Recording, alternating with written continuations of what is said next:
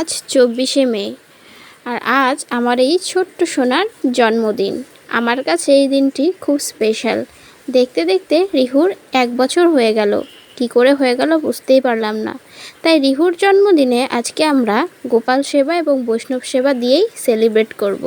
কারণ ও গোপালের থেকেই তো আমার কাছে এসেছে। তো আজকে আমরা দিয়েছিলাম গোপাল সেবা। আর এখানে দেখো সবার গোপাল আমাদের বাড়িতে চলে এসেছে। সবাই সবার গোপাল নিয়ে এসেছে। আর গোপালকে সকালবেলা ভোগ দেওয়া হয়েছিল দই চিড়া কলা। আর এখানে সবাই রান্নার জোগাড় করছে।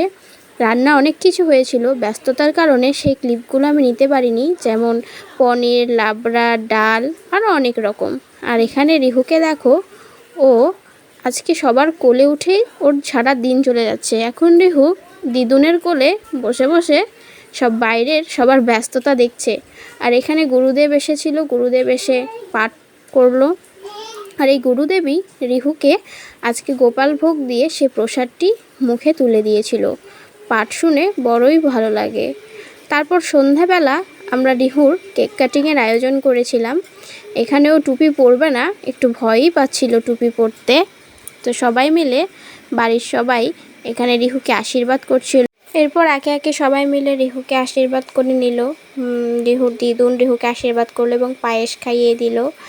তারপর আমাদের যেহেতু সব গেস্টরা দিনের বেলায় চলে এসেছিলো, তো রাতে শুধু আমাদের ফ্যামিলি মেম্বার নিয়েই রিহুর কেক কাটিংয়ের আয়োজন হয়েছে। তারপর রিহুকে রিহুর 2 দাদু মিলে একসঙ্গে আশীর্বাদ করলো।